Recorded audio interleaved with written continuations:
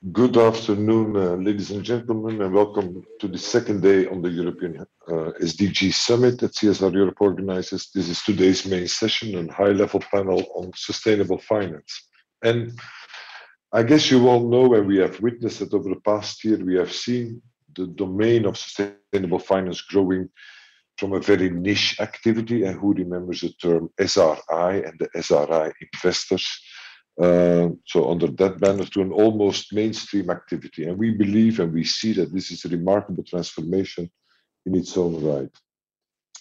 And if you look at the agenda for today, you will see that on the next slide, you will see that it moved up in the banking and the investor community, with, for example, green bonds and sustainable bonds, also in the domain of public policy, not the least in the EU, the European Investment Bank and other financial institutions, but also inside companies, with a stronger take-up by the CFOs. The role of the CFOs became much stronger in this domain, which is also something we did not see like 5-6 years ago.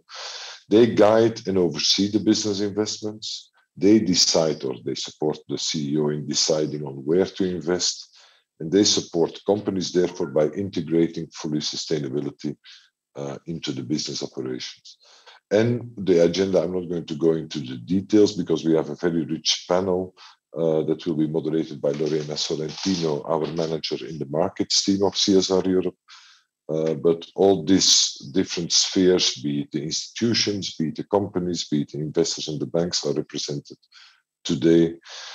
Because as a sustainability network, how can it work best? How to optimize this evolution of sustainable investment? And today we will explore how standards, processes, collaborations can make sure that sustainable finance not only finances or invests in what is already a sustainable business opportunity, but also drives the necessary transition, because that's the big challenge we face given the climate agenda, given the SDG agenda. How can we make that transition as smart, as soon, but also as inclusive as possible? And that's why the panel will help us to guide on that. It's not only a one-way stream. If we look at the next slides, you will see that this platform that we are using for this summit allows for live discussion, for chat, for questions, for polls. So enter on the live discussion that you see on your screen banner, and then you can introduce your questions in the chat or in the questions part, etc. I would also motivate or ask the panelists respond immediately if you see questions coming up directly to you, or if you want to share information. Use this chat or question functions to share resources as well, and that's also for the public to do so. Further on, you can also connect with the speakers or connect with other attendees through the networking functions that are there on that screen, the speakers tab or in the networking tabs. So again, we would encourage you to make use of this opportunity. And last but not least, there is also the CSR toolbox available, where you can find the tools and resources that CSR Europe made in this domain, or also chat with our staff who are working in Lorena's team. So it's not only a one-way. Please make use of these opportunities. Now, to start on the agenda, we had asked the Commissioner, Mrs. McGuinness, to give a presentation. However, she was not able to join us live, but she made a specific video for us that we will show now. As you know, the Commission plays a major role in the transition of sustainable finance, with its focus on corporate reporting, taxonomy, etc. And we will get an update on that field in the video from Mrs. McGuinness, from Commissioner McGuinness. So join me in watching this video now. Thank you. A very good morning. I'm delighted to be speaking at the start of a very busy second day of the SDG Summit. As the European Commissioner for Financial Services, one of the biggest issues that confronts me is the future of finance. We urgently need to find new ways to invest for our planet, not against it. We need to make finance a force for positive social change, and we need to make sure finance is fit for the digital age. Building the next frontier of finance is no small task. So today I would like to focus on how we can address our first challenge, investing for our planet. We're doing our part in terms of public money. The European Green Deal investment plan, the investment pillar of the Green Deal, will mobilise at least 1 trillion in sustainable investments over the next decade. And the Just Transition Mechanism will make sure at least 100 billion in investment supports workers and citizens in regions that are most impacted by this transition. But we won't reach the next frontier of sustainable finance with public money alone. We need the private sector to play a leading role. Now, bringing businesses and citizens with us on the way to climate neutrality is essential. And that's why the Commission adopted a new sustainable finance strategy in July.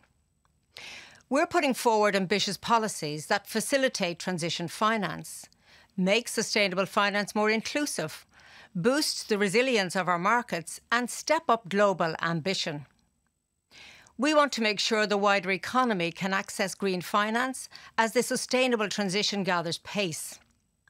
We need to support all sectors as they reduce their negative impact on the climate and environment and maintain that support at each stage of their journey.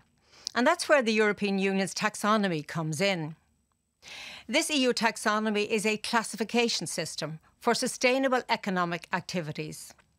It helps companies, particularly their CFOs, plan their transition by giving them a clearly signposted path to follow. And it helps to shift investments where they are most needed. We can use the EU taxonomy to develop other sustainable finance tools, like the EU Green Bond Standard. And this standard will allow bond issuers to raise large-scale financing for environmentally friendly investments. It will set a gold standard in the green bond market. Bringing businesses and citizens with us on the way to climate neutrality is essential, as I said earlier. We need to make sustainable finance more inclusive. We will give businesses, especially SMEs, the right tools and incentives to access transition finance. We want to see how we can encourage, for example, the uptake of green mortgages and green loans. These could help SMEs improve the energy performance of the buildings they use. And we will also look at ways to support credible social investments. We also need to safeguard our financial system against climate change, because climate change is a risk to financial stability. To be resilient, companies must put sustainability at the very heart of their strategies and decision-making, and they must do so systematically. Environmental risks are very real. We must account for them. The Corporate Sustainability Reporting Directive will strengthen the sustainability reporting rules for companies. And it can act as a management tool for companies and an information and transparency tool for financial markets and other stakeholders, including civil society. It will allow coherent sustainability information to flow throughout the financial value chain. Mandatory EU sustainability reporting standards are at the heart of the proposal. At the moment, there are different standards and expectations, and this is both confusing and costly. So the European Financial Reporting Advisory Group is working on draft EU standards. We're making sure that this process is transparent, and we are making sure that the voices of all relevant stakeholders are heard. The final standards will take into account risks to companies, as well as the impact companies have on society and the environment. Now, it's clear that global challenges require global action, and markets are global, so sustainable finance must be global too. Today, the European Union co-chairs the International Platform on Sustainable Finance. Its members represent more than half of the world's emissions, GDP and population.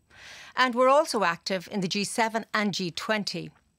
By driving the discussion on the world stage, we want to help build a strong international sustainable finance architecture. And this must include robust international governance, a solid rulebook and a monitoring framework. This means providing the private sector with usable tools and metrics at the global level, such as taxonomies, green standards and labels, and comprehensive disclosures for both businesses and financial market participants. These changes that we need to make will, of course, not be easy, but they are absolutely essential. The ECB has warned of the big costs if we do not act, and they are far greater than the costs of the transition.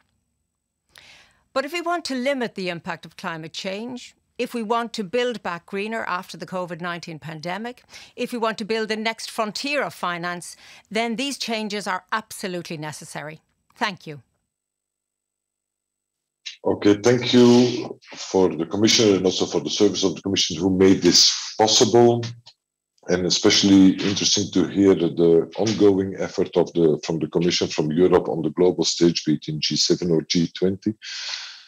After this introduction, I would like to give the floor to Lorena Sorrentino to introduce the panelists and to moderate the panel.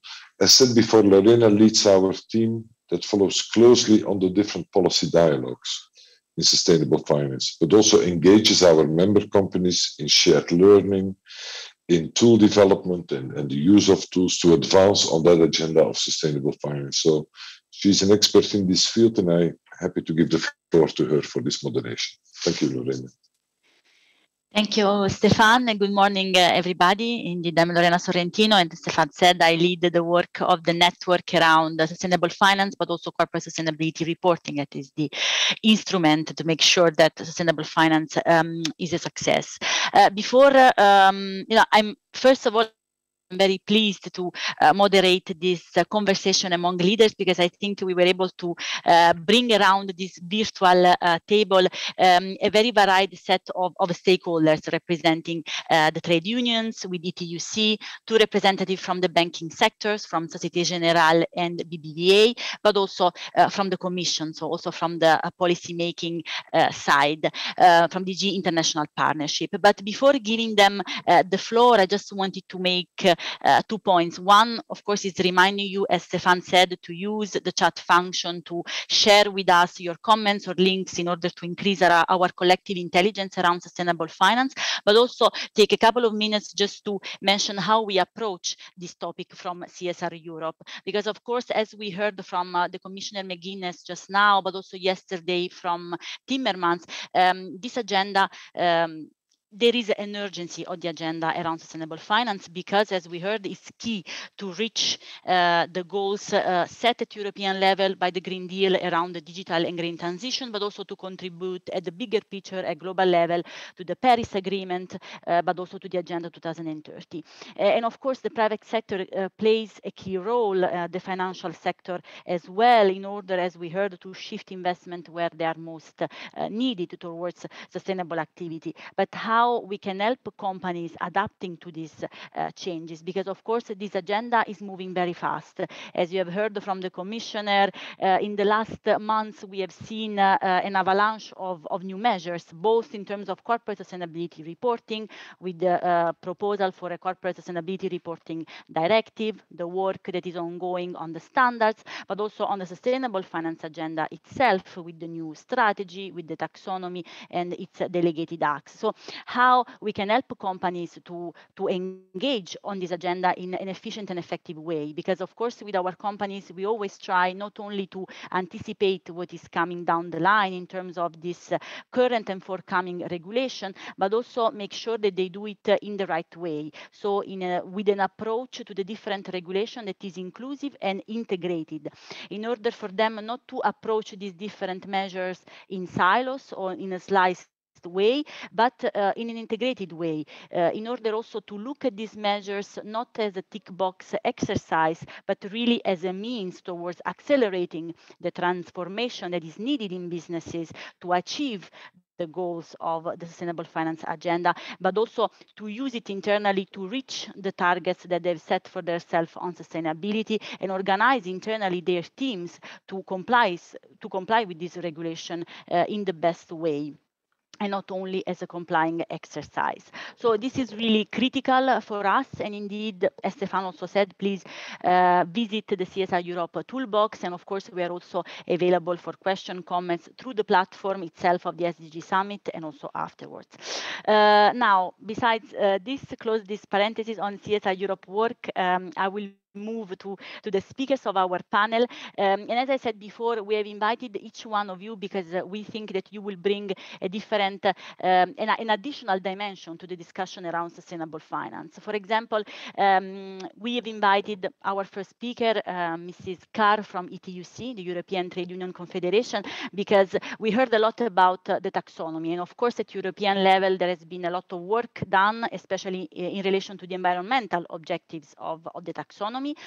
The one on climate adaptation and mitigation has already been completed. But what about the social taxonomy? How we can bring into the picture also a more social-oriented perspective? As we heard, the transition is important, but we have to get it right, keeping social justice at the core of it. So we are very happy to have you with us, Mrs. Carr, because we know that ETUC has done already some work on the social taxonomy. There has been a recent paper published on the social taxonomy for sustainable finance. So I invite you to take the floor and first of all, share with us how you think that the European social taxonomy should contribute to the protection and well-being of workers and consumers.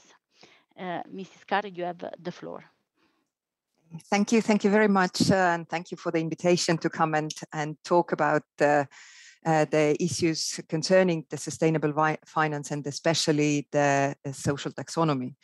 Very clearly, just a remark that when we are talking about taxonomy, we are actually talking about just categorization and classification, so that people maybe could understand better what this is all about. And obviously at the EU level, we have spoken and we heard lots about the environmental taxonomy, the green taxonomy, which was set in place to avoid another phenomenon called greenwashing, so that we understand each other perfectly, that we understand what really green investment means. So we need, and we have advocated similar list or standards categorization also for social. But still, we also hear many voices that our social is much more difficult to define, to understand what we are actually talking about. So for us, the task was precisely to clarify also for ourselves, what do we actually mean when we talk about social taxonomy. Clearly, the bottom of the bottom, the social taxonomy for us needs to be based on minimum safeguards and promote fundamental rights and social progress.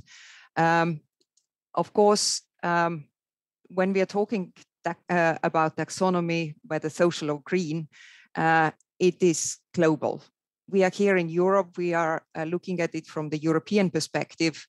But we also know that when it comes to minimum safeguards on human rights or labor rights, the global level is very low. So our claim or our demand is also that when we are talking about in the European context, it definitely needs to take into account where we are and what we already have in Europe. So for example, we must not forget that European Pillar of Social Rights needs to be taken into account when we are talking about what the social taxonomy should, what kind of elements and issues it should cover. Very clearly, as I mentioned, the social taxonomy cannot limit itself just to the minimum safeguards, the bottom of the bottom. This is just a pure entry point. I think we need the private investments to contribute to the education and training of workers. We need to make sure that these investments also guarantee the equal opportunities that we know that, for example, gender pay gap is huge in Europe. So we need to also look at how the investment contributes towards reducing such pay gap. We need to make sure that it contributes to better careers and same wages for all. We need investments that give value to diversity and that fight discrimination. that help to employ people with disabilities, for example. These are just few examples to give you that how we see things. We clearly need to increase the number of workers that participate in the vocational education and training, for example. We need to include young workers on the labor market. But we need to also look not only at the labor market, but what happens in education before the young people get to the labor market. We need to look at the job-to-job transitions, and it is especially relevant for when we are talking about transitions, either green or digital. And of course, also the Sustainable Development Goals have to be kept in mind, and especially from our point of view, the goal 8, which is not only the decent work, but it also covers the economy and helps others helps to achieve the other goals as well. I think the social investments are on the increase. There are more and more investors who are actually very interested in the social label. And despite the difficulties, there are already initiatives that have recognized certain social elements. But in order to have a common understanding, we really do need the social taxonomy at the European level. Thank you very much, Lina, for sharing with us your thoughts and insight on the topic. Of course, there is a lot to do, and this framework is very important to indeed continue the discussion around sustainable investment. And since you are in a panel also with other companies, and in the audience there are a lot of representatives from the business sector, I wanted to ask you also what would be your appeal to businesses, but also business federations to ensure that the digital and green transition is a just one. Indeed. I think when we're talking about digital and green transition, we have to bear in mind certain aspects, certain effects that come from such transitions. And I think it's not a given that the new jobs that will be created in green industries will automatically coincide geographically with the jobs that will be lost. So my plea to the companies is also, when you are thinking of expanding your activities, when you are looking at establishing new activities, look where the jobs are disappearing and try to create your expansion or your new activities in these areas, because it's not always easy for people to uplift their families and move to a different location where maybe there may be more jobs. I think another very important aspect is not to sort of set in opposition the green industries and so-called brown industries, because I think what we need to do is to green the brown industries, or make them greener, because they need each other.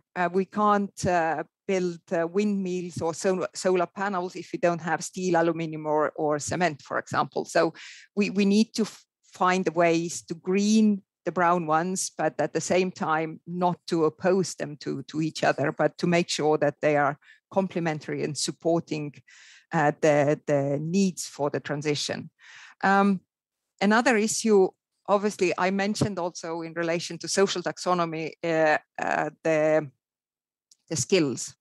So the new jobs created will not automatically coincide with the skill set that exists.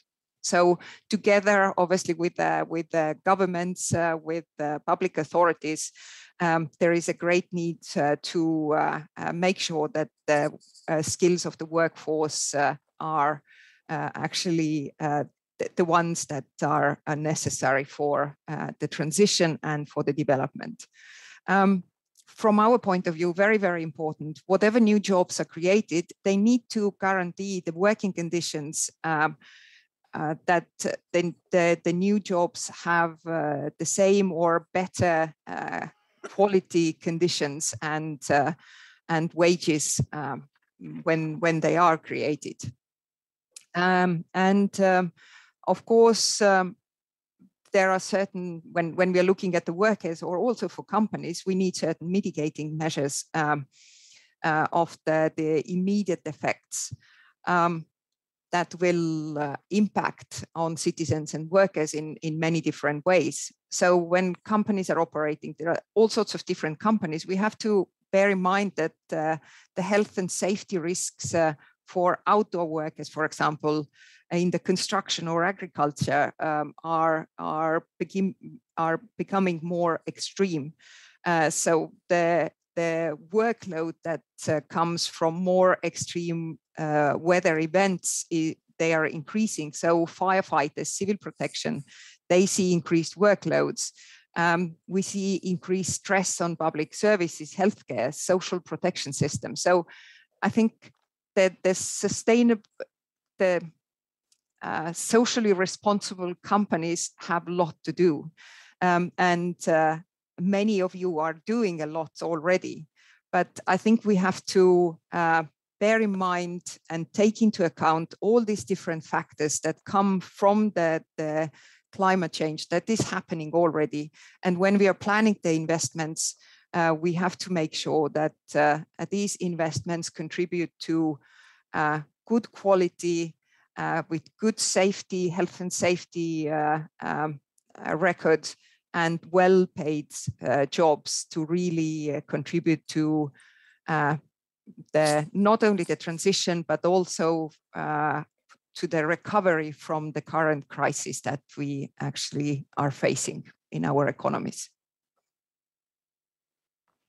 Thank you very much, Lina, for this, for highlighting indeed that there is still a lot to do, and mentioning some of these challenges that also with our companies we try to face around skills, around education, but also working conditions. So thank you for making these points more clear. I hope many of our audiences are listening, and that we will let's say work towards securing that this transition happens in a fair, inclusive, and just way. So thank you very much for your intervention. And if there are questions for Mrs. Carr, please use the chat, and if you can, Lina, you can also directly reply to some of the comments. Now I would like to move to the first representative, let's say, from the banking sector that we have in our panel today. That is Asina P. From Societe Generale. You act as a head of Impact Finance Solution, and also recently you have joined our advisory board at CSR Europe.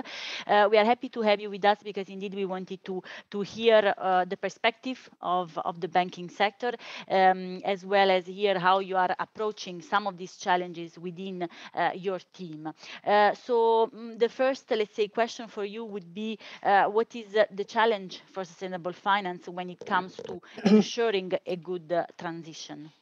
Hi, thank you. Thank you for having me. I think it's a very important question.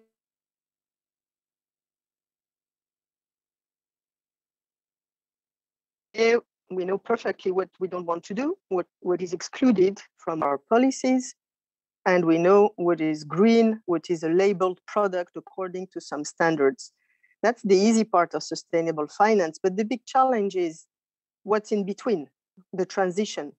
And I hope that we are not going to have a world whereby the definition of green is very strict, of course, but the definition of brown is quite wide, and the shades of olive, between the brown and the green is too small, because we are embarking. You mentioned the emergency. It's very clear. It's key that we run fast, but it's not always very clear for many of the industrials to which directions, to which technological choices they will make. And so we must have some room of maneuver on this transition path. So that's, for me, that's the big point, because we don't want to leave anyone behind, and we don't want to be obliged, for capital reasons, for liquidity risk reasons, we don't want to be obliged to let some companies without support from the banking industry, because We do not have enough or a wide enough definition of transition. I think it's a challenge for all of us. And also, we need to agree on what is the right trajectory. There are several scenarios, and it would be probably easier if we could agree, at least on the European level, on what is an acceptable set of trajectory for a given sector. And then people, companies engaging on these trajectories would have a better case, an easier case for transition finance. And talking about that, everybody's excited about the green asset ratio that we're going to have. We know, or we fear, it's going to be a bit small for different reasons, differences between the numerator and the denominator. Maybe it would be a good idea to consider a transition asset ratio as well, because we should have, as I said, some shades of color between the brown and the green. Otherwise, we may take again some tough decisions.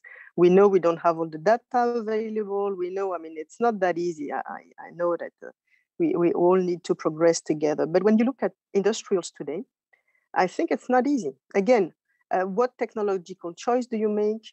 You find yourself in a new ecosystem. If you take, for example, the auto industry, going from thermal propulsion to now the electric world is a very different ecosystem, because all of a sudden you're confronted to people who will build the big factories for the batteries. Then you have all the recycling issues, but also you need to make sure that you will have all the plugging stations for the, the battery, the electrical charging. I mean, it's a whole new ecosystem. So there you will need infrastructure funds, you will need several developers for the battery. I mean, so your clients are confronted to very new ecosystems, sometimes new business models.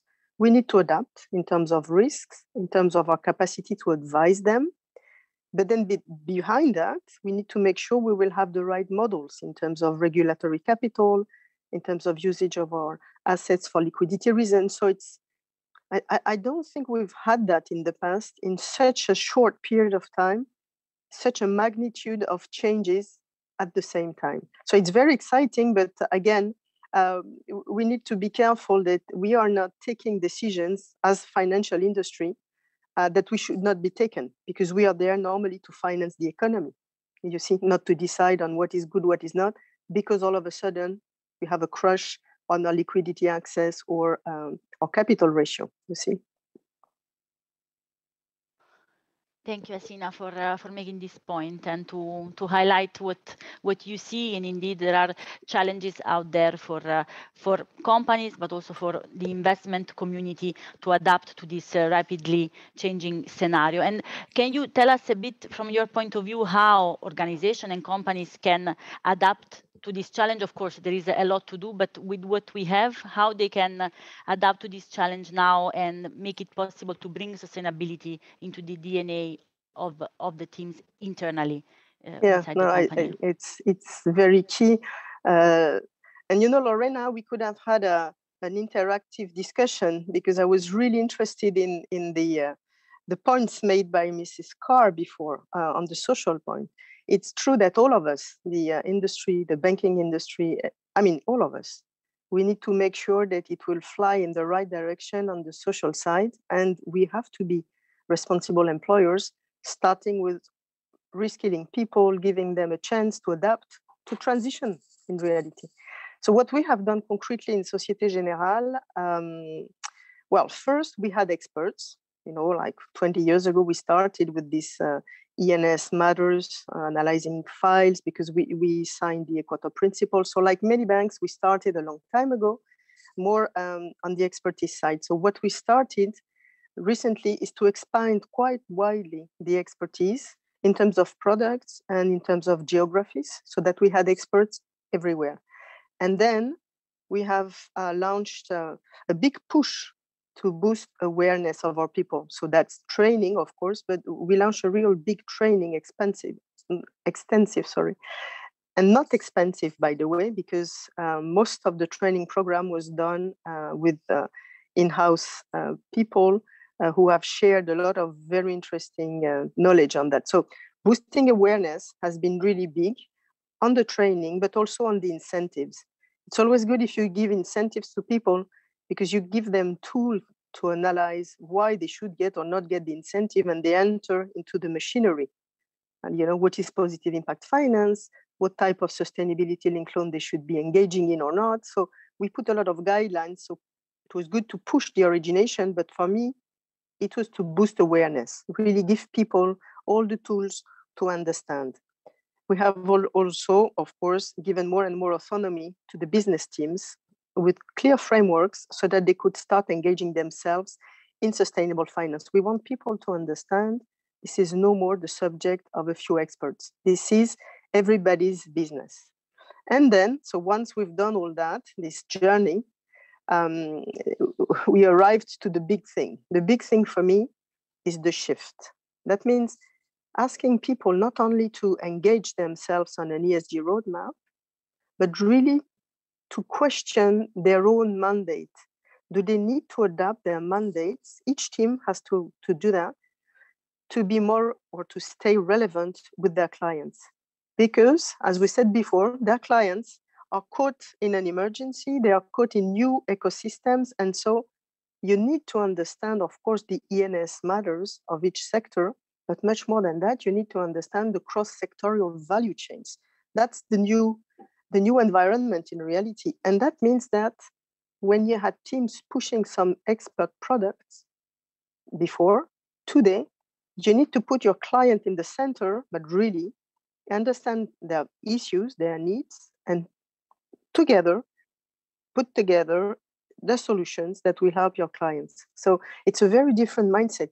People in big organizations usually are in silos somewhat, even though you try to encourage cooperation, they are in silos, they have their business, they push their products, but it doesn't work. If you want to be efficient, but that's one thing. And then, of course, you need to open to new clients, the champions of tomorrow. That's key. That's a new risk appetite. You need to understand new business models. Like before, for example, we used to finance these huge power stations for 1 billion euro. Well, today, people who lack access to energy will not develop these power stations. They will have small scale assets off grid. So we need to see how we deal with them, how we have them standardized, aggregated, distributed. And so what are the regulatory models with that? What is our risk appetite for that? So it's a whole revolution. But if you ask each team with a nice granularity to think about that, all these new factors, then it's embedded. It's in their DNA. So I think it's quite promising. And the last point I wanted to make is that not only we have to work together within the organization, but on top of that, we see the emergence of partnerships a lot. Alliances with other banks, of course, to help on the alignment of portfolios so that we are not each one of us inventing something. We go together. Alliances with clients, like we joined the Hydrogen Council, or we will be in Green Steel alliances. We need to do that because that's the way. We cannot take 10 years to decide on which technology and develop it and then see whether we want to bank it. No, everybody is invited to the table to see how quick we can co-construct something. And I think that's the most exciting part. The SDG 17 was not the most famous one, but I think it will become. It's the partnership for the goals. And I think that, this period of time urges us to do that, to partner. Thank you, Asina, for this. I think, first of all, with your examples on how you are integrating sustainability in the DNA of your company, you kind of gave some examples also in reaction to what Lina said before. I know we don't have the interaction between you two, but I think some of the points are very relevant also as an example on how you can reply and address some of the challenges highlighted before. But also thank you for already anticipating some elements that are very also important in the discussion that we are having sharing, around partnerships, and around the fact that this is everybody's business. So in the company, this has to be embedded so that every team can contribute in a meaningful way, but also the collaboration with other companies within your sector or cross-sectorial is also very important. And we will hear a bit more about it also with other speakers later. I just had one last question, since we heard, for example, the expectation on business from, for example, the trade unions. I wanted to you to comment perhaps on what is your expectation on EU policymakers, but also perhaps on civil society at large, if you want to say something. Yeah, well, you know, we have a global, like many banks, and we have a global franchise. And it was said before this morning that we need to act globally. And I would like to make sure that the regulation will not put us in a kind of ivory tower. In Europe, we are very much advanced. That's very clear. So we need to export this knowledge. We need to use it. And before I was heading export finance business, so working mostly in the emerging world. And I have to say that from a European point of view, if we take our own standards with our regulation, we are going to miss the financing and the transition of the emerging world. So that's one of my concerns, one of my asks. We need to be able to look at where people are, you know, where do they start from? We had the example of the waste to energy project that we financed in the emerging world. It was a big progress because it was that or landfill, you know, garbage everywhere. But if you look at it from a taxonomy point of view, maybe you will say, okay, but waste to energy is not such a good idea, because if you look at the do not significantly harm aspects, maybe it's not good because you should have pushed for circular economy. Fine. But I'm talking about a country where there is no circular economy today. We will work on it because maybe they can leapfrog and be more clever than we were, but not in the context of this deal. So that's one of my asks, that you know, we need to be careful to you know, not to put ourselves in such a small shoe that we will be only playing for Europe and we will not be in a, you know, level playing field with the others. And then I would be keen to see something like this transition asset ratio, so that, you know, and have some common idea of what is the right trajectory of evolution, so that we can push transition finance without asking, well, is it brown? Is it green? Am I in the middle? Is it good enough? So well, maybe that's something we can work together with the other banks as well. Thank you, Asina, for this, also because it makes a good transition to the next speakers, that is Mrs. Wellemans from the European Commission. We are very happy to have you with us because indeed, as we heard already from Asina, from the Commissioner before, the global dimension is important. Sustainable finance needs to be addressed at the global level. We heard how much the EU is leading in international forum on sustainable finance, but indeed we wanted to bring on the table also the dimension of the relation of the EU with developing countries. And you are head of the unit responsible for sustainable finance in DG International Partnership. So we're very happy to have you with us to bring this other element on the table. So my first question for you would be, indeed, also listening to what Asina said, how is the European Commission helping partner countries in the financial transition to reach the SDGs, and also providing guarantees to the private sectors and investors that want to act in high risk and developing countries? So please, Caroline, you have the floor. Many thanks, Laura. Many thanks for inviting me. It is a pleasure and an honor to be here with you today and to bring the perspective of Directorate General International Partnership in this panel on financing the future. And the EU is indeed strongly committed to the goal of leaving no one behind in its endeavor to mobilize more finance towards SDGs. We believe that mobilizing private and public capital for partner countries, leaving no one behind, will be critical to collectively deliver on the Sustainable Development Goals. And we cannot afford to work in isolation. Supporting low and middle income countries in financing and achieving the SDG is crucial to strengthen the resilience of all countries and to ensure that the world as a whole is prepared for future shocks. The COVID-19 and its economic fallout have dramatically impacted low and middle income countries.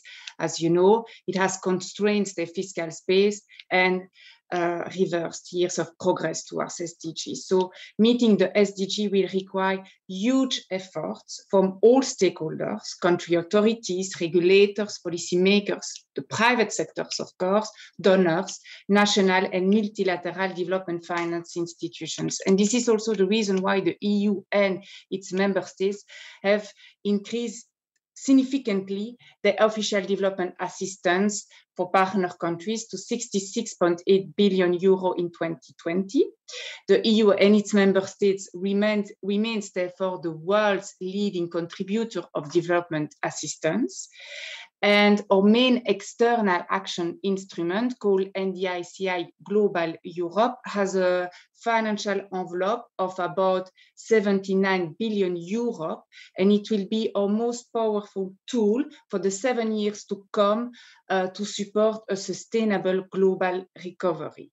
And as part of this tool, as part of NDICI, we have the European Fund for Sustainable Development, EFSD Plus, and EFSD Plus will make available about 40 billion euro in guarantee capacity. EFSD Plus is, if you wish, a powerful de-risking mechanism, share risking mechanism. So it aims at crowding in private capital into SDGs investment in EMDs by covering part of the risks that are perceived as too high for investors. So EFSD guarantees are expected to leverage important private investment, and we estimate to leverage about above actually 200 billion in private investment. So it is also important to understand that in its endeavor to mobilize private and public finance, the EU follows an integrated approach. So combining its financial instrument being guarantee, blending facilities, budget support, and technical assistance with policy dialogue in order to facilitate the needed reforms on domestic revenue mobilization and debt sustainability, in order to strengthen countries' financial system and capital markets, of course, in our partner countries, and in order to create the condition for conducive business environment to incentivize and attract private investors into SDGs.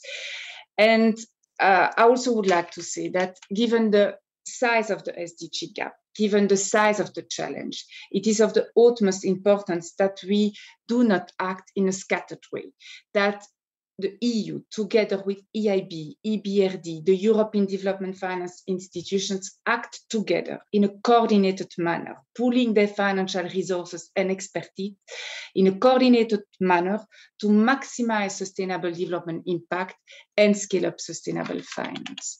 And this is why the EU is now working towards what we call an enhanced financial architecture for development. And we are developing our roadmap as requested by the Council that will be ready by the end of this year.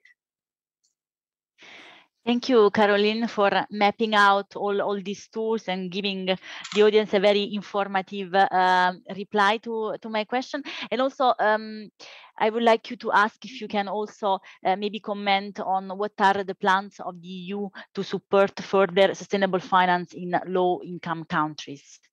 Yes, I think it was mentioned also by Commissioner McGuinness.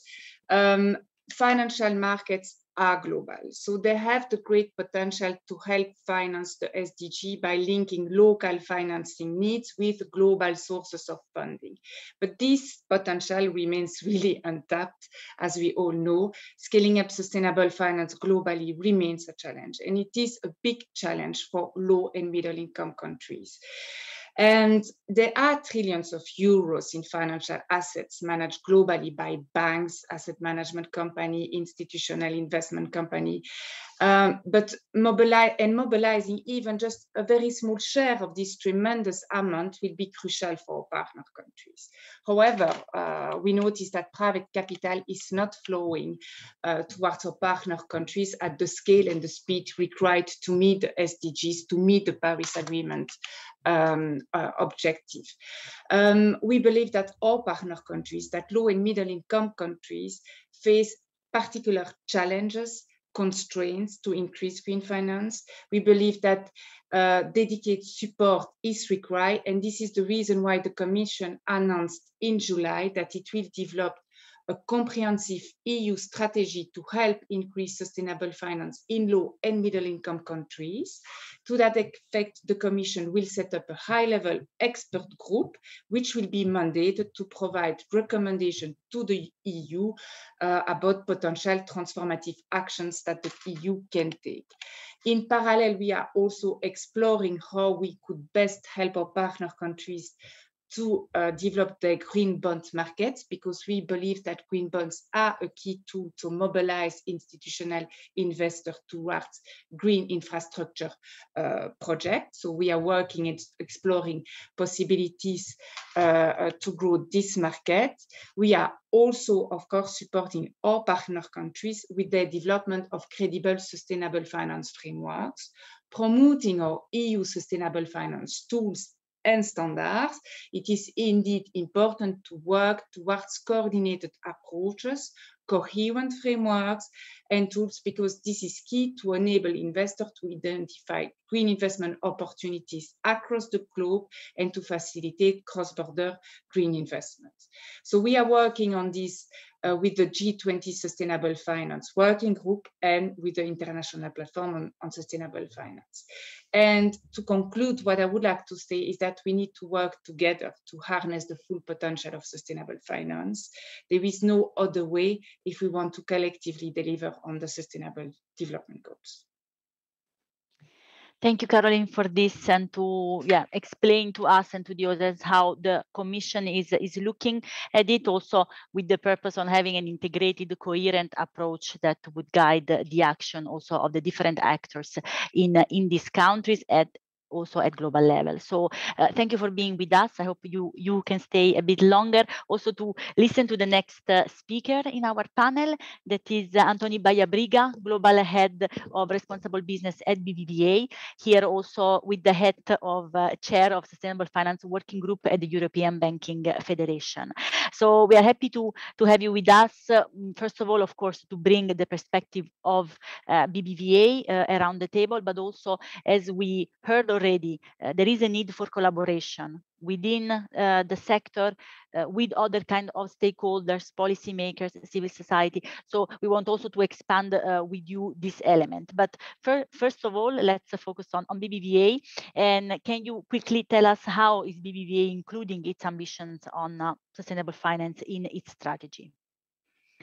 Tony, okay, well, thank you very much for the invitation, and congrats for organizing this SDG Summit, and great to be here in this multi-stakeholder conversation.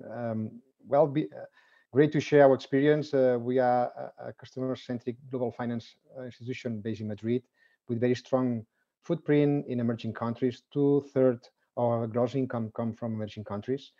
And sustainability has a long track record at BBVA, and now it is a strategic priority for us. This idea to help our clients to a more sustainable future. In the last strategic plan approved just 2.5 years ago, we have used the SDGs as an input for our strategy, to focus on those SDGs where we can have great impact and create more business opportunities. So as SDGs are being used not as an ex post drawing to make our contribution, to mark our contribution, but as an ex ante framework to set our strategic focus. It is what we call SDGs intentionality, which is I think is the right use of SDGs framework, which is very powerful. In this case, we have focused on 2 areas: climate action and inclusive growth. Having this holistic approach, focusing on SDGs 7, 13, and 12 regarding climate action, but also on inclusive growth with the SDG 8 and 9, promoting financial inclusion, inclusive infrastructure, entrepreneurship. And we have some specific targets that also are in line with targets of other financial institutions like Société Générale. We have first, we have a commitment to mobilize sustainable finance at a larger scale. We initially pledged 100 billion from 2018 to 2025 in sustainable finance. We have increased this pledge to 200 billion euros, and because we have already reached 67 billion in the first 2 years and a half.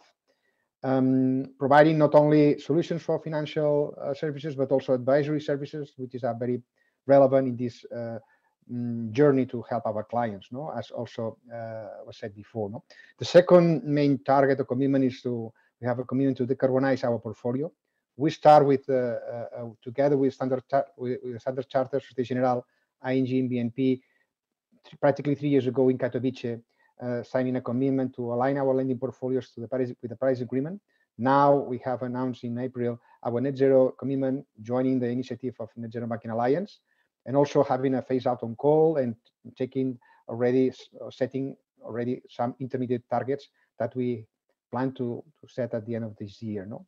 The third idea, the third commitment is we have to embed climate change and sustainability into our processes.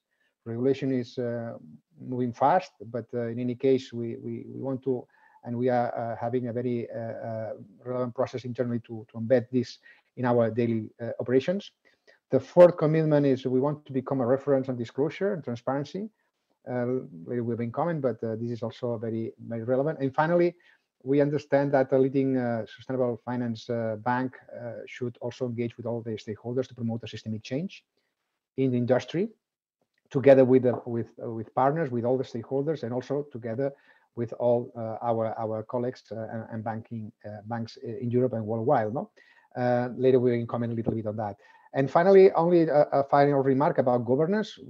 We as other banks, we are embedding this in our top governance at the board level, but we have done a very relevant step just a few weeks ago, creating the new sustainability area, reporting directly to the chairman and to the CEO, and that includes a unique feature that they have under this umbrella, also reporting from all heads of business development of all business units. No, so all business units will report also to sustainability. So I think it's a clear message of how important it is in our strategy. No, so from now on, sustainability is not a great plan for BBVA anymore. I would say that is a core component of our strategy and value proposition. Thank you, Tony, for this, for giving us a bit an overview of the journey of BBVA and sustainability, and also your recent objectives and commitments. On the point of collaboration that you also started to mention, as I said before, you are also very active in the European Banking Federation, in particular on the topic of sustainable finance. So, and we heard also before the need for collective action from other speakers. So what are BBVA, but also EBF, the European Banking Federation, doing to spur this collaboration also among other peers and with other stakeholders in terms of setting targets and also share commitments? Yes, you are right. We need the transition of the whole economy without leaving no one behind. So we need a resilient, green and just recovery and fair transition. So, and banks, as has been said, play a key role in this transition to a sustainable future, not only providing financial solutions, not only embedding in our processes, but also promoting the systemic change that we need. And collective actions and collaboration are critical for that. No, and we are playing that role at BBVA, but also obviously at European Banking Federation. First, promoting the right sustainability frameworks. No, I think it was a huge step just 2 years and a half ago when we were a founding member of the Principles for Responsible Banking promoted by UNEP in 2019.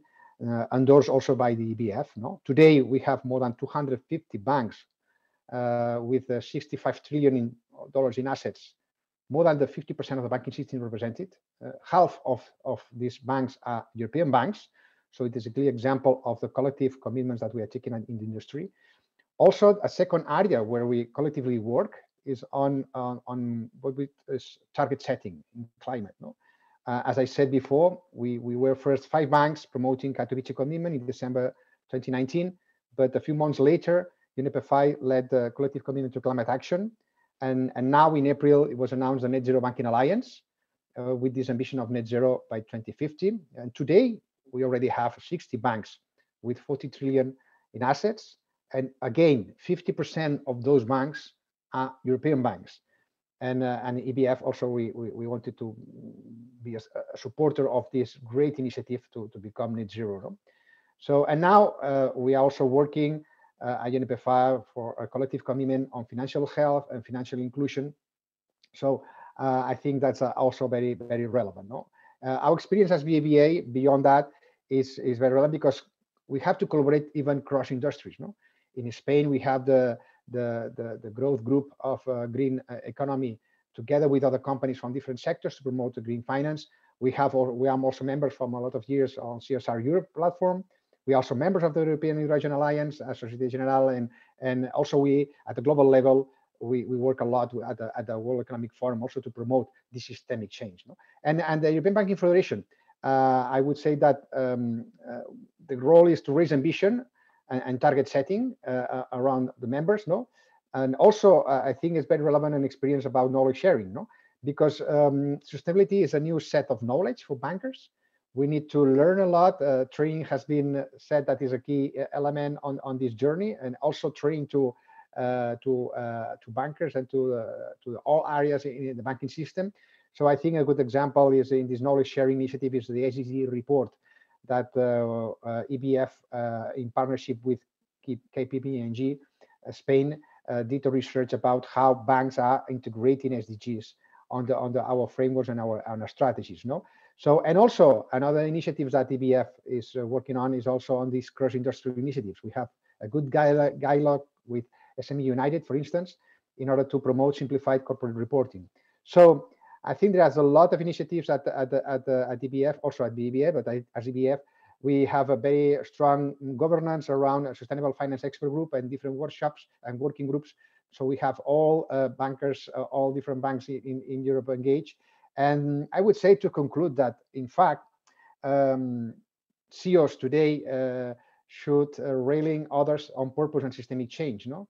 Because achieving this agenda is beyond the reach of any single company. It is vital that CEOs from leading companies rally others to define a collective purpose and clear goals for their industry sector and federation. I would say, as Otto Scharmer says, CEOs must work not only for their companies, but also from their companies for this systemic change. No, so let me make today a call to ask more European banks to join the Principles for Responsible Banking and the Net Zero Banking Alliance, because that will help us to mobilize the change at the scale we need.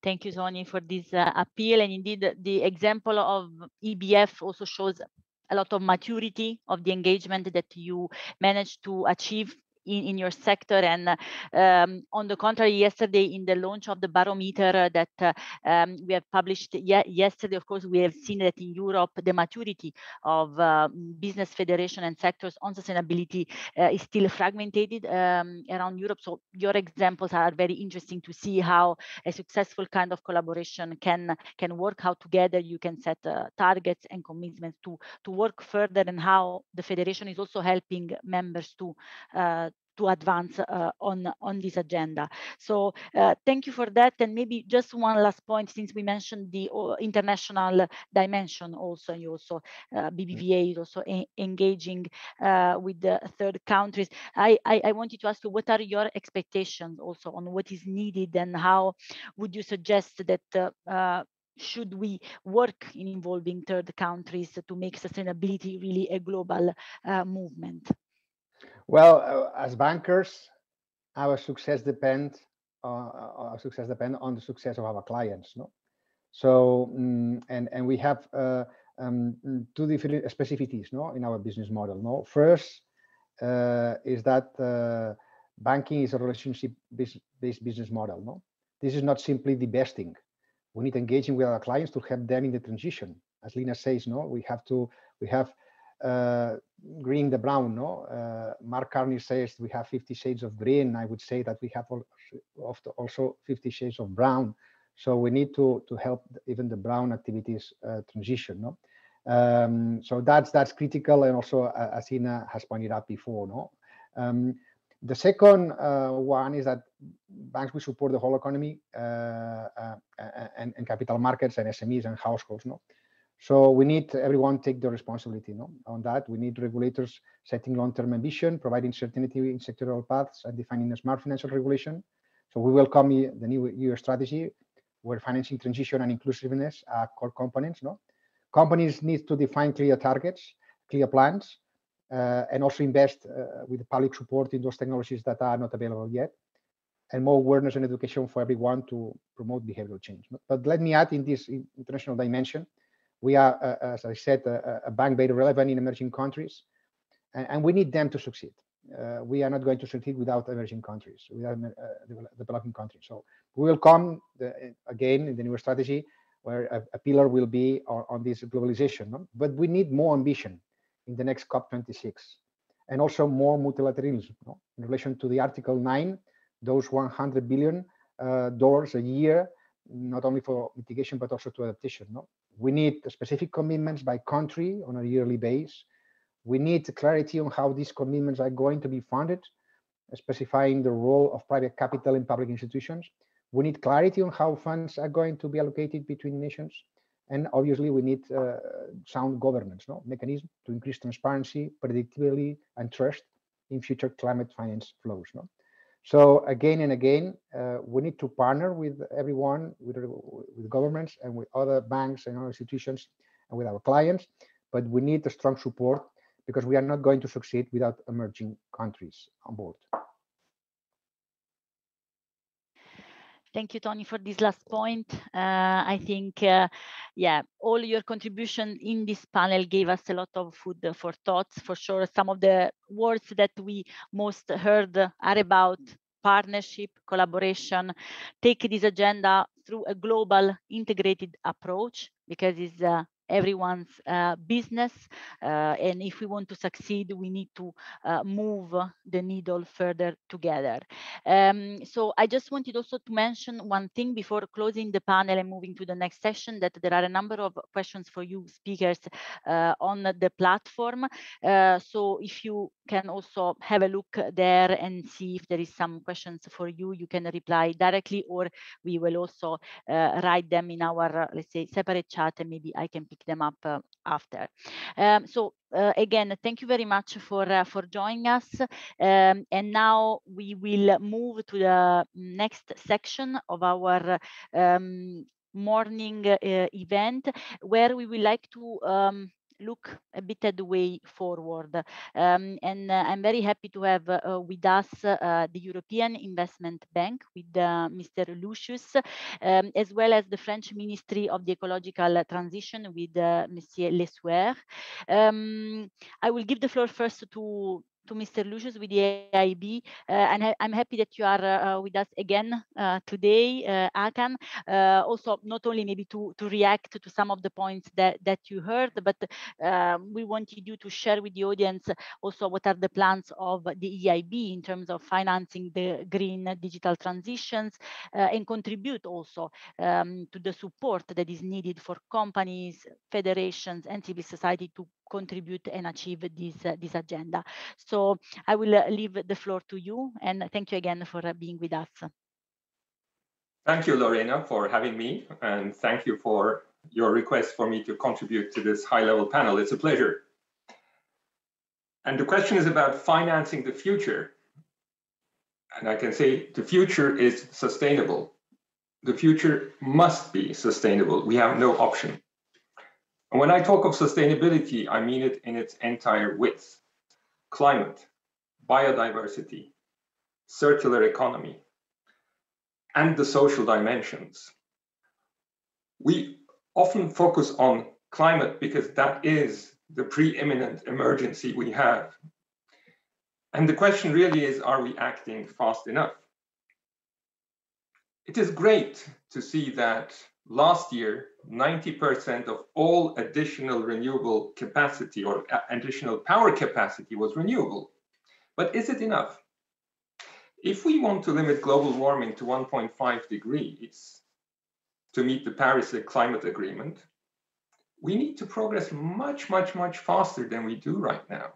Estimates say we need to move 4 to 6 times faster. Let's remember that today, fossil fuels still account for 84% of world energy production and over 75% of emissions. I often like to share this little piece, and you might be forgiven to think that this is a rock, but this rock is actually oil. This is shale oil. And our hunger for oil and energy is such that we're literally fracking fossil fuels out of rocks. And we will not be able to continue, we know that. And the International Energy Agency just recently said to have a net zero roadmap by 2050, we have to have energy systems fossil-free by 2040. That's just 19 years. But since Paris, G20 governments have provided more than 3 times more public finance to fossil fuels than for renewable energies. It's clear that there's a mismatch here. And I'm confident this will change. And 21 hopefully was a clear wake-up year because we did have catastrophic weather. And we had it globally. We had floods in Australia, we had floods in Europe. And we had the floods in Australia beginning of the year and the floods in Europe in July and August. Why? Each time it was after the peak summer heat. In the Southern Hemisphere, it's in January, February, March. And with us, it's in July and August. And we had extreme heat in Canada, 49 degrees, never measured before. And please remember, Canada borders to the Arctic, 49 degrees. We had heat waves in Scandinavia. We had heat waves in Siberia, all setting records. It's a global challenge. It's north, south, west, east. We're all together in this. And we need to change this. Now, good news is that renewable energies have come down in cost so fast that in 2/3 of the world, they actually offer cheaper alternatives. And the International Renewable Energy Agency says that we can achieve millions, maybe more than 40 million of jobs worldwide through renewables. But we will also lose some on the other side when we abandon fossil fuels. So we need a just transition for all to make sure that everyone wins. And that's why it's so important to have the European Union and our clear commitments. And I must say, I feel very proud to work within the EU system for the European Investment Bank, because we are setting world-class standards with a net zero target for 2050, but also the framework to get there. The taxonomy is a game changer. Commissioner McGuinness very clearly outlined that at the beginning of the session. And we have the CSRD, which is coming up. And as the European Investment Bank, we're closely involved. We are together. Our experts have been on the technical expert group since the very beginning. We're on the sustainable finance platform. We are on the EFRAG, and we must make this happen together. And as the Bank of the EU, as the European Investment Bank, we have made a very clear commitment. We made 4 commitments, actually. First, we said we're stopping all fossil fuel financing. We said that in 2019. Second, we said we're going to leverage 1 trillion euros in the decade until 2030, which is the critical decade, for climate action and environmental sustainability. And we said, thirdly, at least 50% of our financing will be for climate action and environmental sustainability. Now you will say, what happens to the other 50? Well, the other 50 have to be fully Paris aligned as well, but we have many needs which go beyond climate, so we are not forgetting those. But at least 50% is for climate and environmental sustainability. And thus the 4th commitment is that everything, 100%, must be Paris aligned. So within this package, we think we're doing a fair share and setting an example, but it's clearly not enough. We need more, and we need more public finance, we need more private finance, and we have to do it together because the cost of inaction is actually unacceptable. So we're all in it together, and we're working together for a sustainable future. Thank you, Lorena. Thank you, Hakan, for this, for sharing also what the EIB is doing, and that complements the efforts also that we have heard today from other stakeholders, from the Commission, but also companies. So yeah, we are in this together, and let's hope that we can, let's say, accelerate this transformation. As we said also yesterday, we don't have a lot of time, so we have to act. Time is of the now. essence, Lorena. You're quite right. So now I will move to the next speaker of this part, that is Mr. Lesueur from the French Ministry of the Ecological Transition. He acts there as a Commissioner General for Sustainable Development, and we are very happy to have you with us, because you can bring us a bit, you can give us a bit of a sneak peek of the upcoming EU-French presidency, especially for what concerns its sustainability priorities, including also sustainable finance. So thank you for joining us, and you have the floor. Thank you very much, Lorena. It's a great honor for me to participate in the European SDG Summit for Climate Action and a Just Transition, and to have the opportunity to say some words about financing the future. France, as you know, has a strong ambition for the ecological transition, but I agree with what said Mr. Lucius, and I firmly believe we need to do more all together, and we need to do it fast. In the absence of firm commitment, practical measures, and strong mobilization, the objectives of the Paris Agreement will not be achieved fast enough to halt climate change. We all have to act. This means governments and public bodies, of course, obviously, but also economic actors, because businesses have a critical role to play in shaping a low carbon future. That is why France launched the One Planet Summit, based on the belief that everyone must be a part of this collective effort. Since 2017, the initiatives launched by the One Planet Summit have played an important role in this global movement. The momentum provided by One Planet has seen some 40 coalitions and initiatives developed or scaled up. Many of them involved financial operators. Here's a few examples.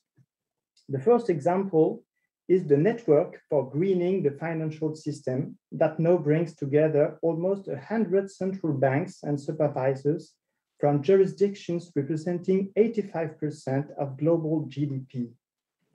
Another example is the Climate Action 100+ campaign, that brings together 615 investors to engage with the 160 most polluting companies to review their business models to address climate risks. And my last example is the One Planet Sovereign Wealth Fund initiative, that brings together 14 SWF, representing nearly a third of the global capitalization of this category. All these examples are about tackling climate change, but France also promotes synergies between biodiversity and climate protection. In 2019, during the G7 under the French presidency, the recommendation to establish a mobilization similar to that of the Task Force on Climate-Related Financial Disclosures, TCFD, in the field of biodiversity was made. This resulted in the establishment of the TNFD Task Force on Nature-Related Financial Disclosures. This international task force is trying to build by mid-2023 a framework to better integrate and target environmental issues in the management of business risks and the decision-making processes of financial players. Last month, in September, France welcomed the International Union for Conservation of Nature World Congress. It hosted its first ever IUCN CEO Summit. That specific event has been designed to give business leaders a platform to unveil how they are scaling up action to address biodiversity loss and climate change, and explore how collective action across sectors and value chains can deliver innovative and ambitious outcomes that will enable the transition to an inclusive, nature-positive future. At the national level, the National Low Carbon Strategy is France's roadmap for mitigating climate change. It defines a trajectory for reducing greenhouse gas emissions in order to achieve carbon neutrality by 2050. Due to the COVID crisis, the government presented a 100 billion euro plan to support economic activity and accelerate the green transition. This plan will pave the way for the French economy of 2030. 30 billion euros will be allocated for the green transition for investments in energy performance renovations for buildings, in green infrastructure and mobility, to reduce the carbon intensity of manufacturing processes, and in the development of new green technologies such as hydrogen, biofuels, recycling. As you can see, the economy has to change, but governments also have to change. In this context, France has committed to participate to the OECD initiative, Paris Collaborative on Green Budgeting. France's commitment consists of designing a green budgeting tool to assess the alignment of the central government budget with France's international commitments and the Paris Agreement in particular. The green budget was consequently designed to have a single and comprehensive document on public effort made in favor of the environmental transition, to include different aspects of fiscal policy, to consider the multidimensional aspect of the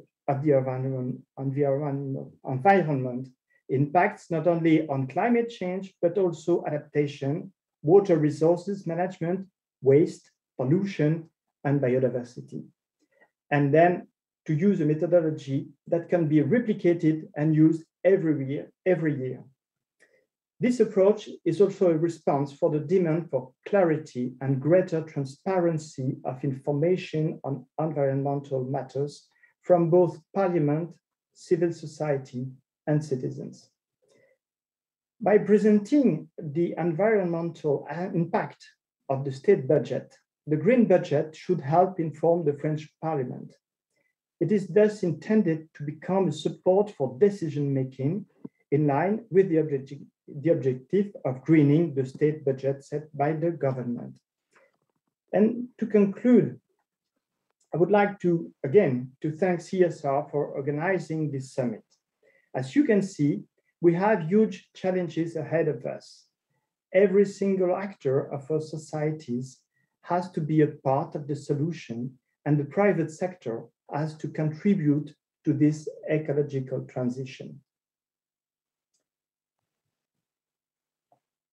I encourage every one of you to participate to the conference on the future of Europe, which aims at questioning EU citizens' critiques, dreams, expectations throughout debates held across the EU up to delivering conclusion on Europe Day 2022.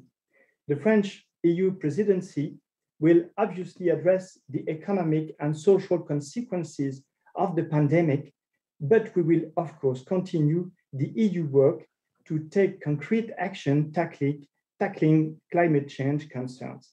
So see you in January, and thank you. Thank you, Monsieur Le Sueur, for your intervention and for sharing with us what the French government is actually doing, also in light also of the challenges that will be ahead and that you surely will take upon when you will start your presidency in January. I see that Hakan has raised the hand. He wanted maybe to comment on something. I give you the floor back. Thank you, Lorena. No, I just wanted to give applause to Thomas Le Sueur as a reaction, because we're a bit detached from the participants and it was more a clap hands. Okay, good. Thank you.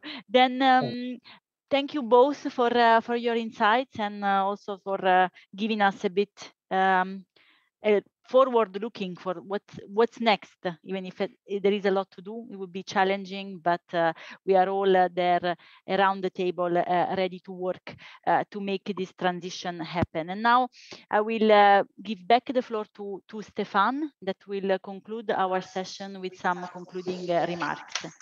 Thank you all. Thank you very much, Lorena, and thank you to all speakers as well for the very rich content that I then need to summarize and conclude, which is a bit challenging as usual. But I think it started with, it's high on the agenda. Sustainable finance is high on everyone's agenda. Lorena also said, she mentioned an avalanche of measures and there is a strong push. Yes, that is true, but we heard also from the different governments, be it the my video is not on, I'm sorry. Yeah, now you have it with video as well.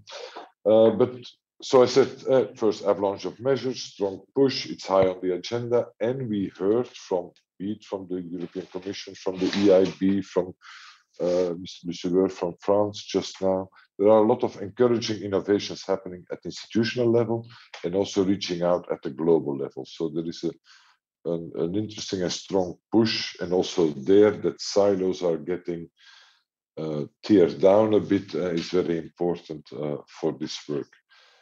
From the banking side, Hasina and Anthony Delabriga, we heard I picked up 3 elements. First important thing is each of those financial companies setting targets, setting a direction, setting a vision also on what kind of society they want to contribute with their services. So an internal type of exercise.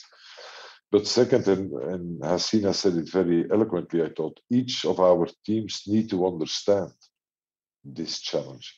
They need to understand the importance of, for example, as you mentioned, the cross-sectorial value chains, and put the client in the center for that reason, and not come with standardized approaches. And I think Anthony used the word engagement in that context as well. And it's about how do you engage the staff in your financial institutions, in the financial companies, to drive that agenda further through. And the third element they both picked up was about partnerships and alliances. We cannot do that alone, even if we are large banks with a lot of activity globally.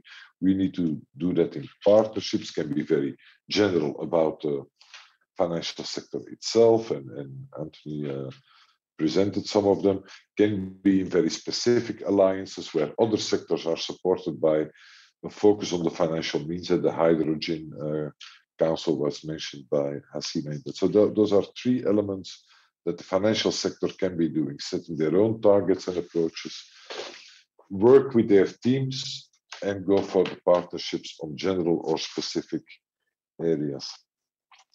And I think, yes, we need to do more, we need to do all together, but there are still 2 issues that I picked up that came into the discussion. One is about the global versus regional/local expectations or specifications. For example, in the taxonomy, we heard Lina Kerr saying about on the social taxonomy, what is a global standard, what is a European standard, how do you take that into account, but also in other presentations, this global versus more regionalized approaches on financing and what is acceptable in financing stays I think an element to debate. And a second one is the transition element. And I saw in the chat, I picked up from the chat, I didn't hear that before, the color olive. So that is the color between green and brown. Someone mentioned olive. How do you take into account, and if you need to accelerate it, because Mr. Luceveur said we need to do it fast with speed. So how do you do that? What is acceptable? And I see here in Brussels a lot of debate. This is not acceptable. This is acceptable. That is not green. This is green. The purpose is, of course, how do you transition? How do you get to green? So I think there's still further engagement, further dialogue systematically is needed, because I think we all understand the same goal is necessary. And I wanted to end with that, with those 2 points, global, local, and transition, that needs further elaboration and further dialogue, I think, towards the future. And with that, I need to end, I'm afraid, this session. Now, this is not the last time that this SDG Summit will discuss the topic of sustainable finance. Actually, in 1 hour from now, we start a session on fostering Africa's renewable energy transition. And the main topic to be discussed there is how do we finance that? What kind of financial means are put there? So it's actually a practical application of what we have been discussing now, and we are co-host that session together with Rest for Africa Foundation, and that starts at 2 o'clock. And there are some other sessions at the same time about the automotive value chain, about carbon, about inclusion in the workplace, and later today there are still roundtables on reporting, also linked to this topic, and about sustainability and the young generations. So the ones who are not yet fed up of sustainable finance and want to look at the application of it are certainly invited in this session at 2 o'clock and in the following days as well. The chat and the references that are made on this session stay open on the platform. And I think it's even until the end of December. So you can still engage on this topic further in this session on the chat on the platform of the SDG Summit. I would like to thank Lorena and the entire markets team for setting up this very rich session, and look forward to see you all in further discussions and moving forward on that agenda. Thank you all for being with us in this session. Thank you.